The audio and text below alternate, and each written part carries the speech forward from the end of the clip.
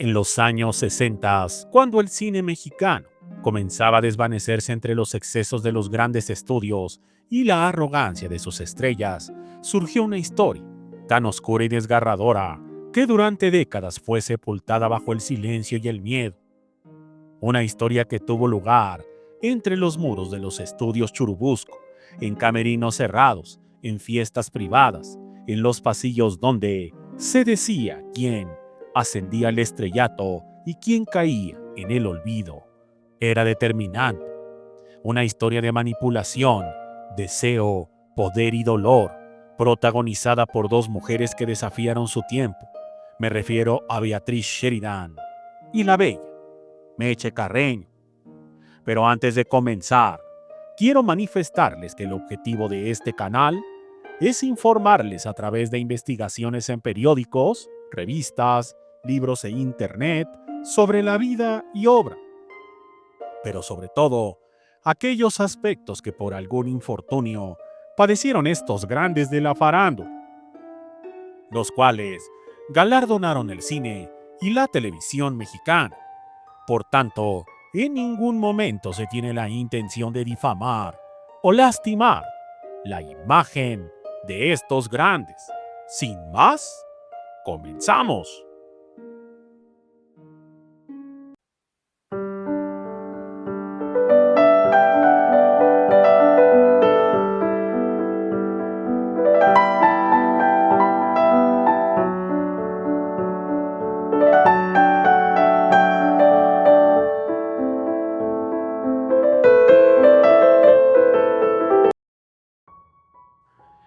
Beatriz Sheridan, actriz de reparto y complementaria, era mucho más que una presencia secundaria en la pantalla. Tenía una mirada imponente, una voz firme y una inteligencia que imponía respeto. Pero lo que realmente la distinguía era su apellido.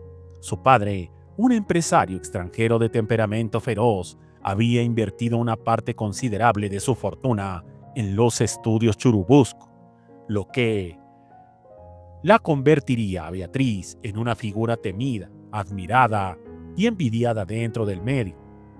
Su palabra en muchas ocasiones valía más que la de un productor o un director, y ella lo sabía.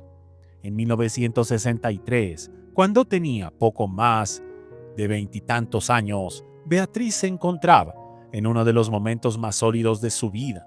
Participaba en algunas películas, daba clases de actuación y movía influencias, como quien mueve piezas en un tablero de ajedrez. Pero, bajo su fachada segura y poderosa, había una mujer profundamente sola, con una necesidad desesperada de ser amada. Fue esa soledad la que la llevó a fijarse en una joven que apenas comenzaba a asomarse en el ambiente cinematográfico.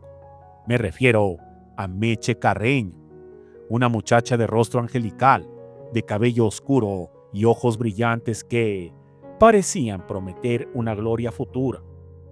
Meche no tenía experiencia, pero tenía algo que el público y los productores percibían al instante. Era magnetismo. El primer encuentro entre Beatriz y Meche ocurrió en una fiesta privada organizada por un director que buscaba nuevos talentos. Meche, ingenua y emocionada, asistió con la ilusión de conseguir una oportunidad, sin saber que esa noche marcaría su destino. Beatriz la observó desde lejos, fascinada. No vio en ella a una actriz más, sino a una criatura imposible de ignorar, un destello de juventud que despertó en su interior un deseo obsesivo, casi enfermizo. A partir de ese momento, Beatriz se puso verdaderamente emocionada y, evidentemente, que buscó poseerla a cualquier precio, convertirla en su creación personal. Durante semanas, Beatriz utilizó su influencia para conseguirle a Meche pruebas de cámara, contactos, papeles pequeños que pronto se transformaron en papeles importantes. Cada paso de la carrera de Meche estaba cuidadosamente supervisada por Beatriz, quien la presentaba ante directores y empresarios como su protegida, pero en realidad la consideraba algo mucho más íntimo. más personal. Dicen que la invadía un verdadero deseo carnal y que con pretextos la invitaba a su casa para intentar conquistar, que le ofrecía clases de actuación privada, que le hablaba del arte, de la fama, del poder, pero siempre bajo una atmósfera cargada de tensión, donde las miradas decían más que las palabras. El ambiente del cine mexicano era un hervidero de rumores, y pronto comenzaron a circular susurros entre técnicos, maquillistas y vestuaristas. Se decía que Beatriz Sheridan estaba demasiado interesada en una joven protegida, que pasaban noches enteras trabajando en escenas que no existían, que viajaban juntas bajo el pretexto de asistir a festivales, pero que en realidad lo hacían para escapar del escrutinio de la prensa. Beatriz, con su posición privilegiada, no temía las habladurías. Lo que le preocupaba era perder el control sobre Meche, y lo perdió. A medida que la fama de Meche Carreño crecía, también crecía su independencia. Los productores comenzaron a buscarla directamente. Los directores la codiciaban para sus proyectos. Y los hombres poderosos la invitaban a sus eventos. Meche, que había aprendido rápido el juego de la fama, empezó a alejarse de Beatriz. La gratitud se transformó en distancia y la distancia en desprecio silencioso. Beatriz, al darse cuenta de que la joven a quien había convertido en estrella ya no la necesitaba, cayó en una espiral emocional de celos, paranoia y tristeza. A finales de 1965, la traición se consumó. Meche fue vista acompañada de un importante político del norte del país, un hombre casado, influyente con contactos en todos los niveles del gobierno.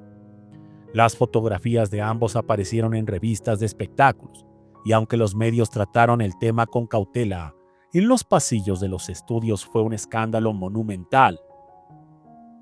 Beatriz se encerró en su casa durante días, negándose a comer, a dormir, a trabajar.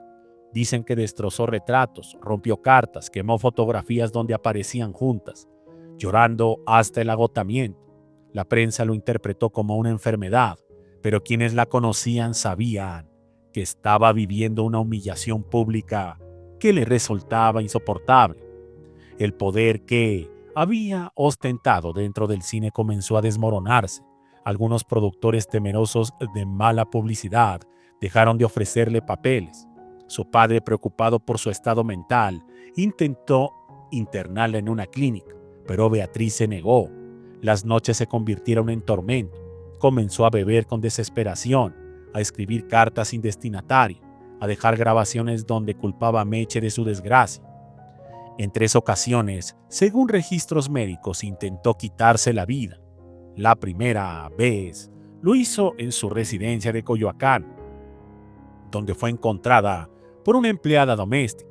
La segunda en un hotel del centro, donde dejó una nota dirigida a la mujer que le robó el corazón y le robó el alma. Y la tercera en 1967 fue la más dramática. Intentó lanzarse al vacío desde un edificio ubicado en Insurgentes, pero un transeúnte la detuvo segundos antes de su locura. Muchas gracias y hasta la próxima.